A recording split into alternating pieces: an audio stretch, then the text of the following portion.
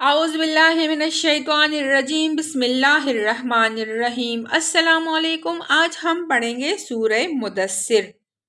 اللہ کے نام سے جو بے انتہا مہربان اور رحم فرمانے والا ہے۔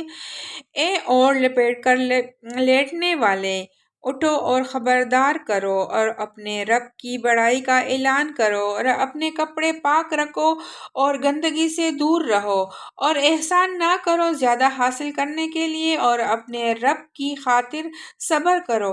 اچھا، جب سور میں پھونک ماری جائے گی وہ دن بڑا ہی سخت ہوگا، کافروں کے لیے ہلکا نہ ہوگا۔ چھوڑ دو اور اس شخص کو جسے میں نے اکیلا پیدا کیا، بہت سا مال اس کو دیا، اس کے ساتھ حاضر رہنے والے بیٹے دیے اور اس کے لیے ریاست کی راہ ہموار کی۔ پھر وہ طمع رکھتا ہے کہ میں اسے اور زیادہ دوں، ہرگز نہیں، وہ ہماری آیات سے عناد رکھتا ہے، میں تو اسے عن قریب ایک کٹھن چڑھائی چڑھاؤں گا۔ اس نے سوچا اور کچھ بات بنانے کی کوشش کی تو خدا کی مار اس پر کیسی بات بنانے کی کوشش کی؟ ہاں، خدا کی مار اس پر کیسی بات بنانے کی کوشش کی۔ پھر لوگوں کی طرف دیکھا، پھر پیشانی سکڑی اور منہ بنایا، پھر پلٹا اور تکبر میں پڑ گیا۔ آخر کار بولا کہ یہ کچھ نہیں ہے مگر ایک جادو جو پہلے سے چلا آ رہا ہے، یہ تو ایک انسانی کلام ہے۔ عن قریب میں اسے دوزخ میں جھونک دوں گا اور تم کیا جانو کہ کیا ہے وہ دوزخ، نہ باقی رکھے نہ چھوڑے۔ کال جلس دینے والی 19 کارکن اس پر مقرر ہیں۔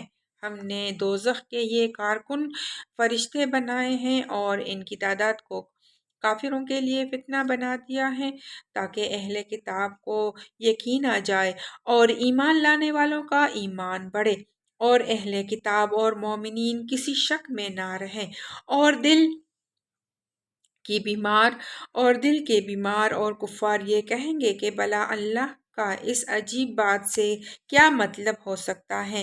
اس طرح اللہ جسے چاہتا ہے گمراہ کر دیتا ہے اور جسے چاہتا ہے ہدایت بخش دیتا ہے، اور تیرے رب کے لشکروں کو خود اس کے سوا کوئی نہیں جانتا، اور اس دوزخ کا ذکر اس کے سوا کسی غرض کے لیے نہیں کیا گیا کہ لوگوں کو اس سے نصیحت ہو، ہرگز نہیں۔ قسم ہے چاندی کی اور رات کی جبکہ وہ پلٹتی ہے اور صبح کے جبکہ وہ روشن ہوتی ہے، یہ دوزخ بھی بڑی چیزوں میں سے ایک ہے۔ انسانوں کے لیے ڈراوا تم میں سے ہر اس شخص کے لیے ڈراوا جو آگے بڑھنا چاہیں یا پیچھے رہ جانا چاہیں، ہر شخص اپنے کسب کے بدلے رہن ہے۔ دائیں بازو والوں کے سوا جو جنتوں میں ہوں گے وہ مجرموں سے پوچھیں گے تمہیں کیا چیز دوزخ میں لے گئی؟ وہ کہیں گے ہم نماز پڑھنے والوں میں سے نہ تھے اور مسکین کو کھانا نہیں کھلاتے تھے، اور حق کی خلاف باتیں بنانے والوں کے ساتھ مل کر ہم بھی باتیں بنانے لگتے تھے اور روز جزا کو جھوٹ قرار دیتے تھے، یہاں تک کہ ہمیں اس یقینی چیز سے سابقہ پیش آیا۔ اس وقت سفارش کرنے والوں کی کوئی سفارش ان کے کسی کام نہ آئے گی۔ آخر ان لوگوں کو کیا ہو گیا ہے کہ یہ اس نصیحت سے منہ موڑ رہے ہیں؟ گویا یہ جنگلی گدھے ہیں جو شیر سے ڈر کر بھاگ پڑے ہیں، بلکہ ان میں سے تو ہر ایک یہ چاہتا ہے کہ اس کے نام کھلے خط بھیجے جائیں، ہرگز نہیں۔ اصل بات یہ ہے کہ یہ آخرت کا خوف نہیں رکھتے، ہرگز نہیں۔ یہ تو ایک نصیحت ہے، اب جس کا جی چاہے اس سے سبق حاصل کر لے، اور یہ کوئی سبق حاصل نہ کریں گے الا یہ کہ اللہ ہی ایسا چاہے، اور اس کا حقدار ہے کہ اس سے تقوی کیا جائے اور وہ اس کا اہل ہے کہ تقوی کرنے والوں کو بخش دے۔ صدق اللہ العظیم۔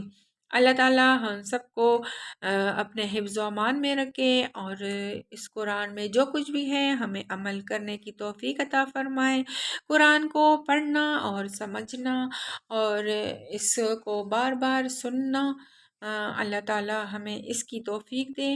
آمین ثم آمین یا رب العالمین۔